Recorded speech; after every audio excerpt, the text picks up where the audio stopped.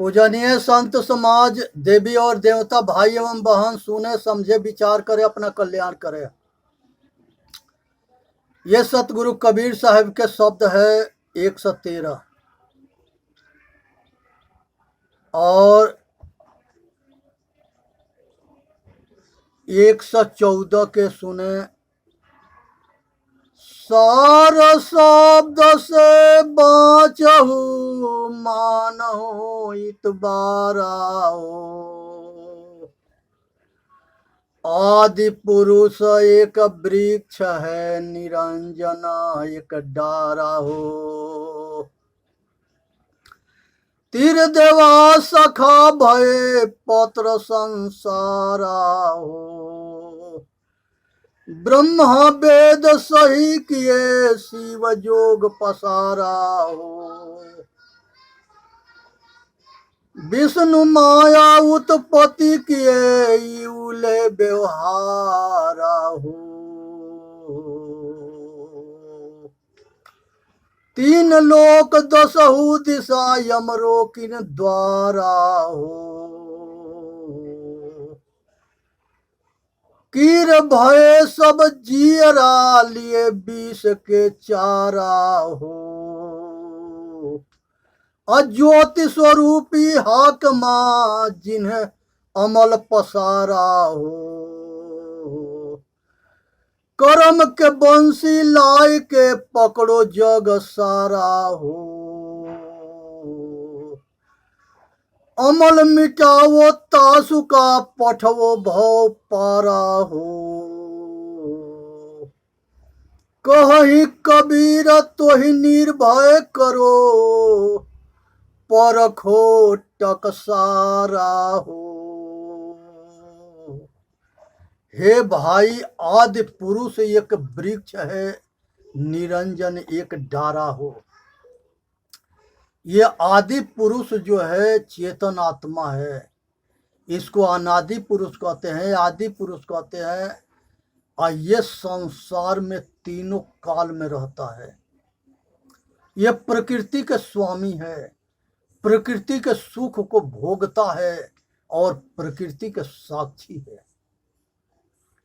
प्रकृति जो है सब कुछ करती है, लेकिन ज्ञान नहीं कर सकती। ये पुरुष इसको इसलिए कहा जाता है कि ये प्रकृति के जो शरीर बनाया हुआ है, इस पूर्व में ये शयन करता है, रहता है। ये अपना मंदिर खुद बना करके और उस मंदिर में रहता है। आदमी के बनाया हुआ मंदिर में ये नहीं रहता। इस बात को ठीक से जान लेना। जिंदा जो है जिंदा मूर्ति में रहता है, और मुर्दा जो है मुर्दा मूर्ति में रहता है। इसलिए जो है निरंजन ये आदि पुरुष है। और इसी के बाद से जब ये जन्म लेकर के थोड़ा बड़ा होता है, तो दूसरे नंबर पर मन पैदा होता है, इच्छा पैदा होती है। तो मन जब पैदा होता है तो इसको निरंजन कहा गया है। इच्छा पैदा होती है तो इसको महामाया कहा जाता है। और जब मनुष्य मनोमुखी होता है, बाहर के तरफ इसके संसार के सारे सुख भोगने की इच्छा होता है, तो ये जो है धीरे धीरे सब कुछ पाने के लिए प्रयत्न करने लगता है, अब भागना शुरू होता है। इतने तेज दौड़ता है जिसके हद ना है। ऐसे दौड़ मचाता है कि ना चैन से खा सकता है, ना चैन से रह सकता है, ना चैन से सो सकता है, और अपना जीवन हराम कर लेता है। उसको ये पता ना है कि ये जो इच्छा है संसार में आज तक ले कुंवारी है। यही जो है आद्या कुंवारी है।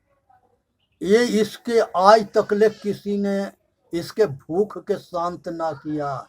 इसमें जितने भोग मिलता है उतना ही जो है ये बढ़ता है और रोग बनता है।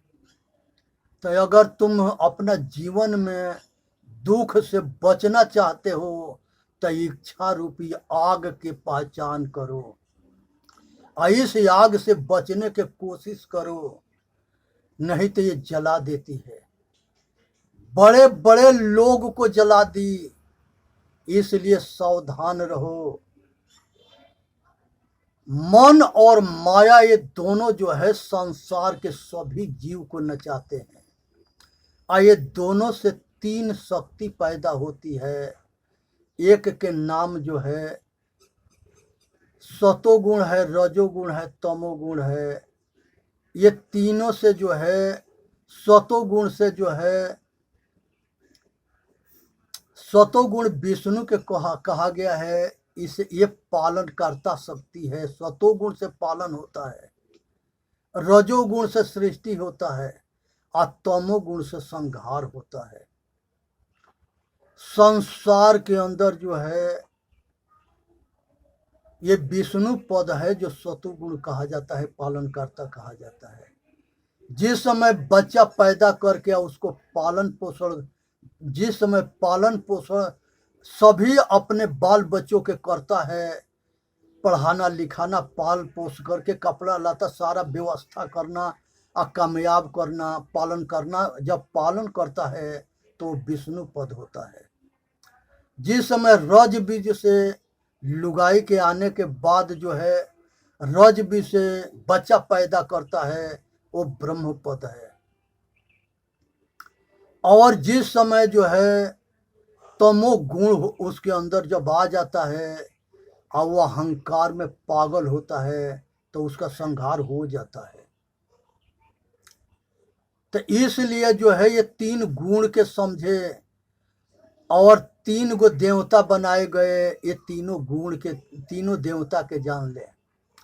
इन तीनों के जो है लुगाई बनाई गई, वो तीनों लुगाई के जान ले। धन के नाम लक्ष्मी है, बल के नाम दुर्गा है और विद्या के नाम सरस्वती है। धन की जरूरत होता है परवस्ती के लिए, पालन के लिए, तब विष्णु से जोड़ा गया। सृष्टि करने के लिए, बच्चा पैदा करने के लिए विद्या की जरूरत है, तो इसको जो है ब्रह्मा से जोड़ा गया। और संहार करने के लिए शक्ति की जरूरत होता है, तो ये इस शक्ति को शिव से जोड़ा गया। तो ये जो है छह हुए, इनके ये छहों के बाप जो है वो निरंजन और महामाया है, 8 हुए। और ये 8 के बाप जो है वो चेतन आत्मा है या प्रकृति है। ये जो है प्रकृति जो है शरीर के ये जो है जड़ात्मक सृष्टि के स्वामिनी है, अचेतनात्मक सृष्टि के पुरुष स्वामी है। अंडज, पिंडज, उखमज और मनुष्य, ये 4 खानी जो है ये पुरुष इसमें सब घट में ये पुरुष होता है। अपने कर्म के अनुसार चारों खानी में ये जीव घूमता है और अनादि काल से घूम रहा है, अनादि काल से भोग भूमि में घूमता है। उसी में कुछ महापुरुष जो प्रबल संस्कारी होते हैं वो आवागमन से छूट भी जाते हैं। इसलिए इस विषय को ठीक से समझनी है और जाननी है, और ये जो है कल्याण के मार्ग है। ये जो है अंतर्मुखता, ये कल्याण के मार्ग है। और ये जो है ब्रह्मा जो है ये कर्मकांड के विद्वान पंडित थे, और ये जो है विष्णु जो थे इनको मायापति कहा जाता है। जहाँ धन रहता है वो मायापति होता है, और जहाँ शक्ति होता है वो बलवान होता है। वो कुछ भी करने में समर्थवान है, कुछ भी कर देगा। तो जहाँ पर धन होता है उसे धनवान कहते हैं, जहाँ पर बल होता है उसे बलवान कहते हैं, और जहाँ पर विद्या होता है वहाँ पर विद्वान कहते हैं। लेकिन ये जो है मोक्ष के मार्ग से अलग हैं, मोक्ष के मार्ग से अलग हैं। इसलिए जो है चेतन के विषय में थोड़ा विचार करें। आदमी के दिशा भ्रम हो चुका है, वो अपने के भूल गया है। काहे कि जब भ्रमित लोग होते हैं तो वो अपने आप के भूलते हैं। बहुत बड़े भाग मानुष तन पावा, असुर दुर्लभ सत ग्रंथन गावा। हे भाई, बहुत भाग्य से 84 लाख जोनी के घूमने के बाद मनुष्य के शरीर मिलता है। इस शरीर में आने के बाद चूक मत जाना, न तो फिर कीड़ा मकोड़ा पशु पक्षी आज सब जो है भोग भूमिया 84 के चक्कर लगेगा। अब की पासा न परी फिर 84 जाए। हे भाई, अब की पासा डाल दो। ये दास के आपसे अनुग्रह प्रार्थना है कि आप अपना कल्याण कर ले। इसीलिए दास जो है पागल बन करके ये आपके जो है जगाने के लिए प्रयत्न करता है। और इसके खुशी उसी में है कि सारे जीव दुख से छूट जाए। इसी में दास की खुशी है, क्योंकि दास जो है इसी मार्ग में चल रहा है। ये चाहता है कि हमारे सभी भाई बहन सुख से दुख से मुक्त हो जाए, चाहे वो नर हो नारी हो हिजड़ा हो हिजड़ी हो। परमार्थ के कारण साधुन धरा शरीर। संसार के सभी संत महात्मा दूसरे के कल्याण के लिए या अपना कल्याण के लिए राजपाट बाप महतारी दुनियादारी सब छोड़ के जंगल झाड़ में तप किए, बहुत कठिन संघर्ष किए। ये भाई, बहुत भाग्य से सतगुरु मिलते हैं। आप बहुत भाग्य से सतगुरु के शरण मिलता है। आप बहुत भाग्य से सत्संग मिलता है। आप बहुत भाग्य से मनुष्य की इच्छा होता है अपना कल्याण करने के लिए। बहुत भाग्य से मनुष्य जो है आत्मज्ञान पा करके स्वाध्यायन करता है, अपने आप के अध्ययन करता है। और बहुत भाग्य से मनुष्य जो है अपने मन शरीर और मन और आत्मा को प्रबल बनाता है। जब मन स्वस्थ होगा, मन और शरीर, मन और तन और शरीर तीनों स्वस्थ होगा और बलवान होगा और विचारशील होगा, तबे ये गुलामी के तोड़ पाएगा। बहुत कठिन संघर्ष करना पड़ेगा। डरना ना है, सतमार्ग में चलना है। आज सत्य धर्म न्याय पर जब चलते हैं तो धर्म भी सहयोगी हो जाता है। जो धर्म के धारण करता है धर्म उसके साथ होता है। जो सत्य के धारण करता है सत्य उसके साथ होता है। न्याय पर जो चलता है न्याय उसके साथ होता है। तो यही परमात्मा की शक्ति है, प्रकृति की शक्ति है। इसलिए जो है संसार के अंदर मनुष्य के समय पर भोजन, ये शरीर के जो है समय पर भोजन पानी और हवा शुद्ध मिलना चाहिए, जिससे शरीर स्वस्थ रहे। शरीर स्वस्थ रहेगा तबे जो है साधन कर सकता है। मनुष्य के जो है समय पर तन ढांकने के लिए कपड़ा मिल जाए, कहीं सोने के जगह मिल जाए, कहीं रहने के छत मिल जाए, ये जरूरी है। धूप से, बारिश से, ठंडी से, ये सब से जो है सुरक्षा चाहिए, ये व्यवस्था साधन चाहिए। मनुष्य जो है शुद्ध शाकाहारी होके, अगर मांसाहारी है तो वो दानव है, और शाकाहारी है तो वो इंसान है और देवता है। तो भोजन के सुधार सबसे पहले जरूरी है। जब भोजन शुद्ध होता है तो आदमी के उसके जो है मन शुद्ध होता है, संकल्प विचार शुद्ध होंगे, और उसका मन शुद्ध होगा और उसका कर्म शुद्ध होगा, तब जाकर के उसके जो है कल्याण मार्ग में उसके मन लगेगा और वो कर्म और साधन करके अपना कल्याण करेगा। तो शुद्ध शाकाहारी बनो और नशा से मुक्त रहो।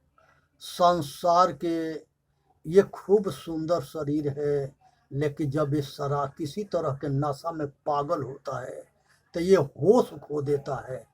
और संसार में जितने घटना घटी है सब ये नशा के बेश्या और शराब और यही धन दौलत के पीछे सब बर्बादी हुआ है। इसलिए बेश्या से बचे, व्यभिचार से बचे, और अभक्ष भोजन से बचे। जहाँ मांस खाएंगे वहाँ शराब जरूर आ जाएगा, नशा जरूर आ जाएगा, और वहाँ बेश्या भी आ जाएगी, सारे दुर्गुण आ जाएंगे। और शाकाहारी भोजन होगा तो वहाँ सतो गुण आएगा, और वहाँ पर जो है भक्ति आएगी, ज्ञान आएगा, विवेक वैराग आएगा, और साधन भजन करके कल्याण के मार्ग खुल जाएगा। तो ये इसलिए जो है शाकाहारी होना जरूरी है और नशा मुक्त होना जरूरी है।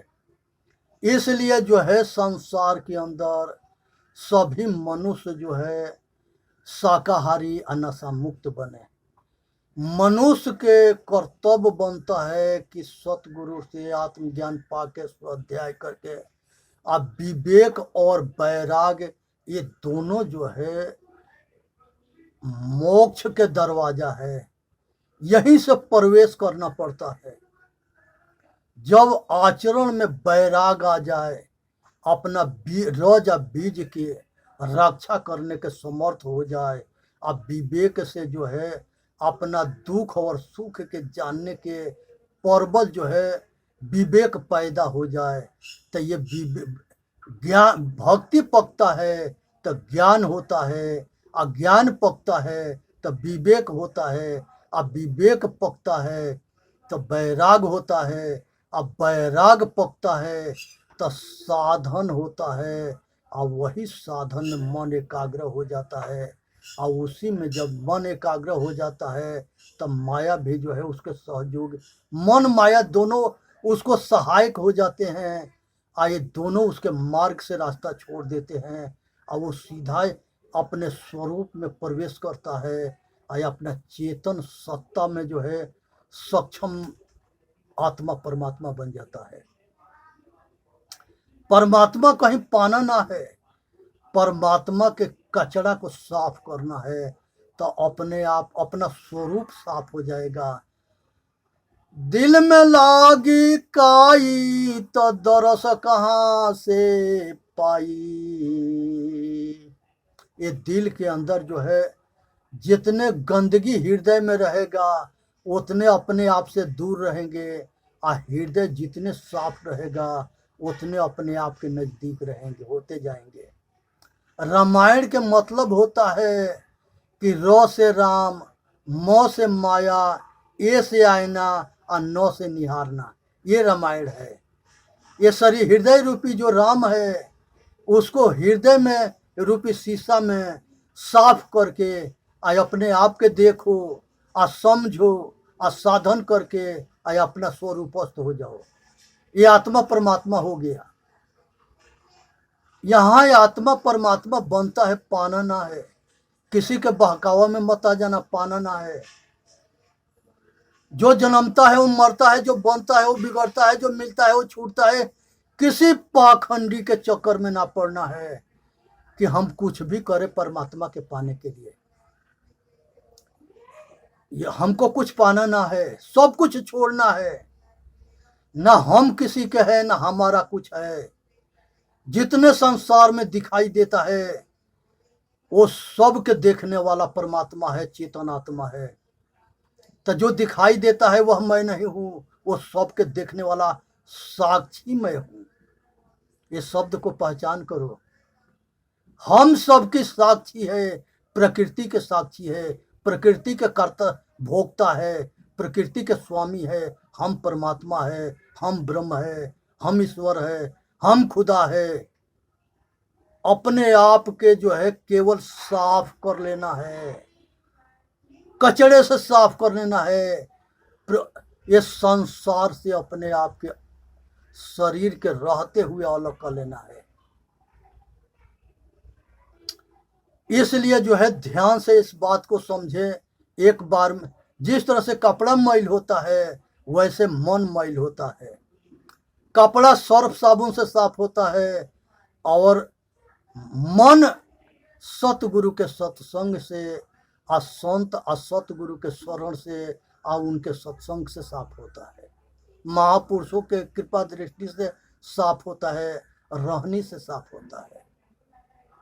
इसलिए जो है सभी मनुष्य के कर्तव्य बनता है कि अपने सभी इंद्रियों को अपने बस में रखे, इंद्रियों के दमन करे, अपने बस में रखे। मनमुखी में जहां मन करे वहीं दौड़ ना जाए, अंतर्मुखी बने, बाहर मुखी नहीं। अपने मन को साधे। मन ये अगर मन सध गया तो सब सध गया, अगर मन ना सधा तो कुछ भी ना सधा। आज जितने बाबा जेल में अटके भटके मर रहे हैं, लुगाई के पल्ले में जाकर के मजा ले रहे थे, वो सारे जेल के सजा काट रहे हैं। ये मजा हमेशा मौत के कारण बनता है, सजा के कारण बनता है, दुख के कारण बनता है। ये भोग बहुत बड़ा रोग है। इसके जो है ठीक से समझो, विचार करो, अपना इसे बचो। भोग से जितने दूर रहोगे उतने सुखी रहोगे, अब भोग के नजदीक जितने जाओगे उतने दुखी रहोगे। मधुमक्खी जो है जब उसमें जो है मध के आविष्कार करती है तब बहुत ऐसे मधुमक्खी उसमें भीतर घुस के मर जाती है। अब बहुत साइड से मध के जो है इस्तेमाल भी करती है और सुरक्षित अपन बचाव भी रखती है। सेम टू सेम ऐसे ही ये वासना है, कामना है, राग है, द्वेष है और स्त्री भोग है। ये बहुत बड़ा रोग है। इससे साइड से जो है अपना जो है इसी संसार में रहते हुए निर्मोही बन करके जियो। मोक्ष के मतलब होता है कि मोह के क्षय हो जाना, यही मोक्ष है। इसलिए जो है संसार के अंदर चित्त मनोवृत्ति के शांत कर लो और चित्त वृत्ति के शांत कर लो। मनोवृत्ति वो होती है जो मन के अंदर संकल्प विकल्प उठता है और वो विचार में चलता है और वही सपना में भी चलता है। और उसके बाद चित्तवृत्ति वो होती है कि अगर हम कह दिए गधा घोड़ा तो उसके नाम रूप दोनों हृदय के अंदर फोटो खींच जाते हैं और वो रूप भी दिखाई देने लगते हैं। आंख खुला रहेगा तभी अब बंद रहेगा तभी। ये चित्त है। इस चित्त वृत्ति को जो है बिल्कुल साफ करना पड़ेगा। चित्त वृत्ति के निरोध करना ही योग है और मनोवृत्ति के शांत करना ही योग है, साधन है। ये दोनों साधन को ठीक से साफ कर लो और बाहर के संस्कार अहंकार से शून्य हो जाओ और केवल अपने अपना आपा पर अटल हो जाओ। और धारणा, ध्यान और समाधि अपने आप के सिवा कुछ भी नहीं है। यही जब ये चेतन आत्मा अपने आप में स्थिर हो जाता है और शेष साक्षी भाव रह जाता है और जागृत भाव रह जाता है, स्वयं खुद रह जाता है, उसी को अद्वैतवाद भी कहते हैं। क्योंकि वो एक ही को मानता है कि एक ही है, और वो जो है ब्रह्म है, और वो ब्रह्म यही है जो चेतन आत्मा घट घट में है। इसीलिए इसको वेद में भी कहा गया है कि आत्म ब्रह्म, आत्मा ब्रह्म है, पर ज्ञानम ब्रह्म है, एक दूसरे के ज्ञान करने वाला ब्रह्म है। तत्वमसि वह तू ही है, अहम ब्रह्मास्मि वह मैं हूँ। आंख के देखने के जो शक्ति देता है वो ब्रह्म है। नाक के नाक के सुगंध गंध लेने के जो शक्ति देता है वह ब्रह्म है। कान के शब्द के सुनने के जो शक्ति देता है वह ब्रह्म है। ये मुंह से बोलने के जो शक्ति देता है वह ब्रह्म है। और चमड़ी जो है, जो स्पर्श करते हैं, तो ये स्पर्श के जो ज्ञान करता है वह ब्रह्म है। ये मन जिस शक्ति से मन काम करता है वह ब्रह्म है। जिस शक्ति से चित्त काम करता है वह ब्रह्म है। जिस शक्ति से बुद्धि काम करती है वह ब्रह्म है। और जिस शक्ति से ये संसार के स्वयं शक्ति के बोध होता है उसको स्वयं शक्ति कहते हैं, आत्मबल कहते हैं। तो वो अहंकार छूटने के बाद ही ज्ञान होता है। अहंकार शून्य होने के बाद स्वाभिमान होता है, स्वयं के ज्ञान होता है। उसको स्वयंभू भी कहते हैं, साक्षी कहते हैं। यही केवल पद है, यही मोक्ष पद है, यही निर्वाण पद है, यही अपने आपा पद है। तो इसलिए मन और चित्त के जो है ये दोनों के जो है साथ लेना, अहंकार शून्य हो जाना, और उसके बाद से जीव को जो है अपने स्वरूप में स्थित हो जाना, संसार के से बाहरमुखी से अंतर्मुखी अपने आप में सहज समाधि केवल पद है, और वही तुरीय अवस्था है। जागृत जागते हुए सब कुछ करना, स्वप्न सोने के बाद कौन जो है वो रूप और सपना को देखता है, वो साक्षी चेतन है। गहरी निद्रा में सोने के बाद, जगने के बाद कौन कहता है कि हाँ बहुत बढ़िया, बहुत आनंद से सोया था, वह चेतन है। जब ये तीनों दशा खत्म होता है तो चौथा जो है साक्षी भाव आता है, वही तुरीय अवस्था है। वहां पर केवल शेष रह जाना साक्षी भाव है, स्वयं भाव है, खुदा खुद में है, जुदा जान जो अधूरा है। कुरान शरीफ में आया है कि खुदा खुद है, जुदा जान, जुदा जो है अलग जो है अधूरा है, उसके छाया है। मुसलमान ईमान के जो पक्का होता है वही मुसलमान होता है। आज जितने जो है ये तौन से या मन से या वचन से किसी के दुख देते हैं और मार करके खाते हैं, ये जो है अपने ईमान के पक्के नहीं है।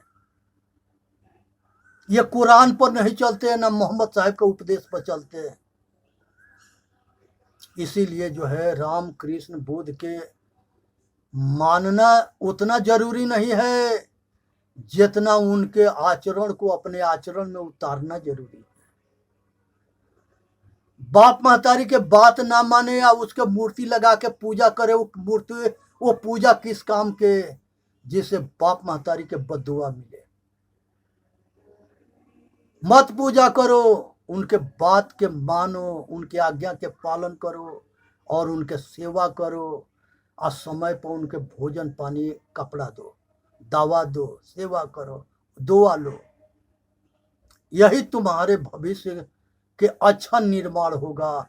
आज अगर तू अपने बाप महतारी के सेवा करोगे, अगर हम अपने बाप महतारी के सेवा करेंगे तो हमारे बच्चे हमारा सेवा करेंगे। अगर हम मियाँ बीवी संस्कारी होंगे तो हमारे बच्चे संस्कारी होंगे, फिर हमारे नाती पोता संस्कारी होंगे, और दादा दादी, बेटा बहू और नाती पोता, ये 3 पीढ़ी के कल्याण हो जाता है अगर संस्कारी होते हैं, अगर बाप महतारी के सेवा करते हैं। तो आज जो अपने बाप महतारी के सेवा नहीं करता वो 3 पीढ़ी के नरक में झोंक देता है। वो जी और राजा जो है शैतान हो जाएगा, तब प्रजा के रक्षा कौन करेगा? घर के मुखिया शैतान हो जाएगा, तब परिवार के रक्षा कौन करेगा? तब भाई विचार करनी है, कल्याण करनी है। चेतन जीव दुख मुक्त चैनल पर आके अपना कल्याण करे। बोलिए सतगुरुदेव की जय। साहेब बन की साहेब बन की साहेब।